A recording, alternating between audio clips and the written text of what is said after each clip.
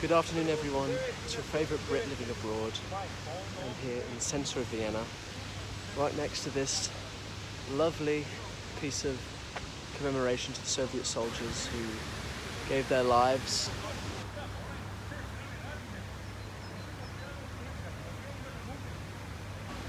But the thing that people often forget about Austria is it was one of the losing powers in the Second World War. And just like Germany, it was split up between the four victorious allies: the Americans, the Soviets, the French and the British. And Vienna, like Berlin, was split into four occupation zones. And like Berlin, if anyone's gone to Berlin, you'll see close to the Brandenburg Gate there's that memorial of all the dead, all the Soviet soldiers who gave their lives to liberate the city from the Third Reich, from the forces of the Wehrmacht.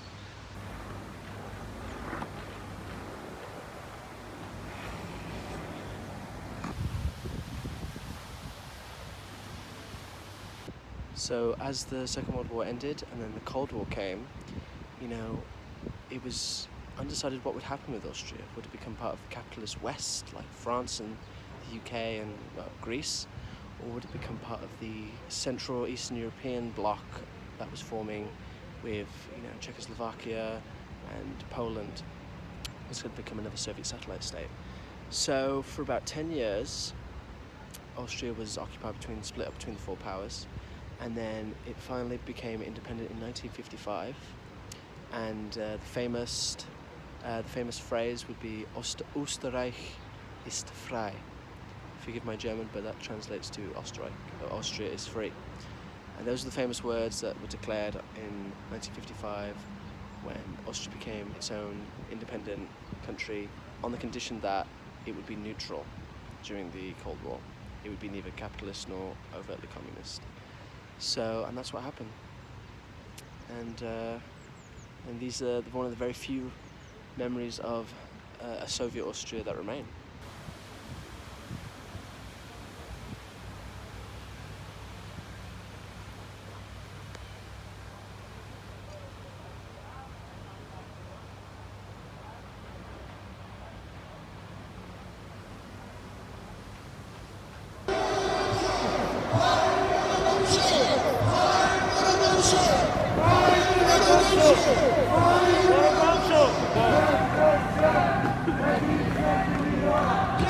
خیلی ممنون.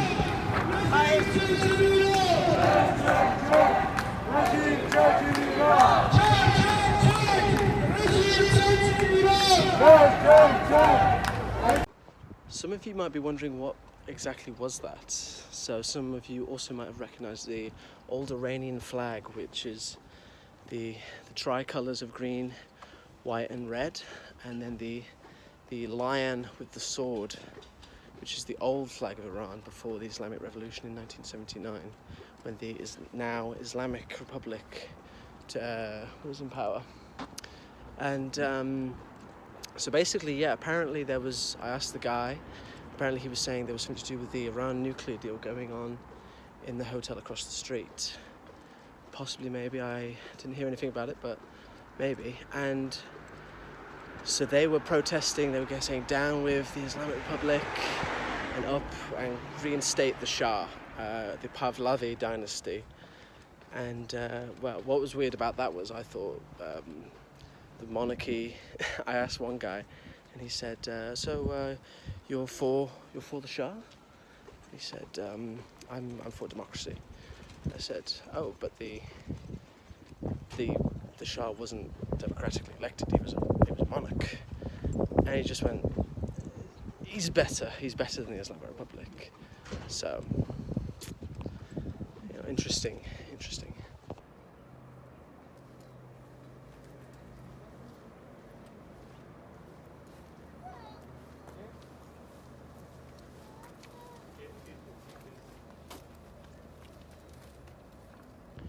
So behind me is Schloss Belvedere, and it's like most of the buildings here, it's got this green and white, classic of Otto Wagner.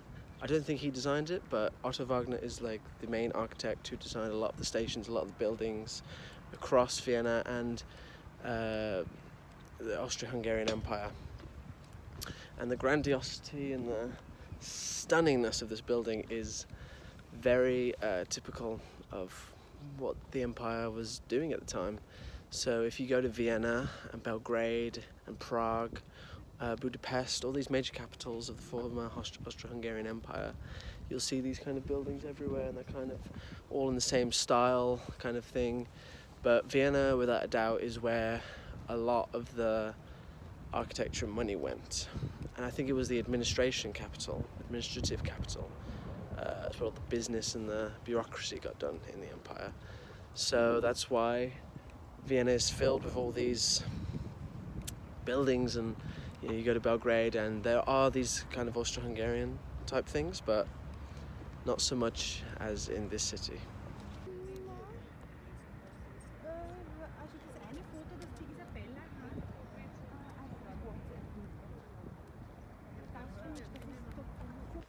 So when the empire did break up after the First World War in 1918, all the regions that had previously held, Czechoslovakia, Hungary, they all split up.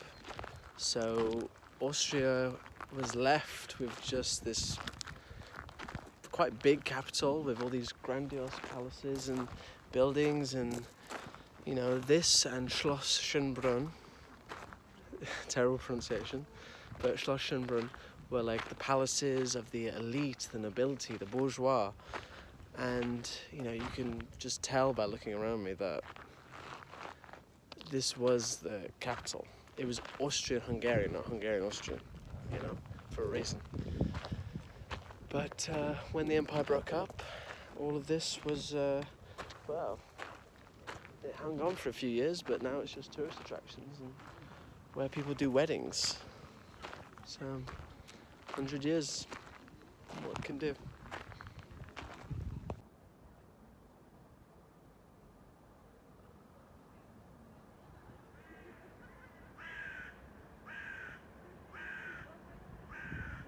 Here I am in the 9th district near the centre of Vienna. Change your clothes as well. And this is the Palace Liechtenstein, built or finished in 1705 by an Italian and Swiss architect. There you go, I'm bringing the facts today. And it was built for the Liechtenstein family, the people who owned Liechtenstein. They would come here, because they wouldn't stay in Liechtenstein, they'd come here in Vienna, and this is where they'd stay when they weren't in Liechtenstein, which is most of the time.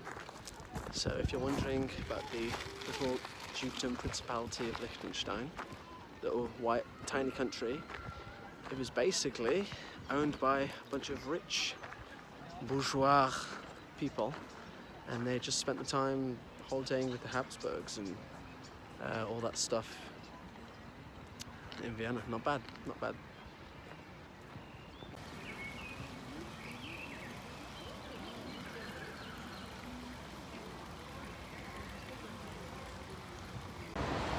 Well, I do think it's very cool that the Kazakhstani embassy is right next to the New Wave gym.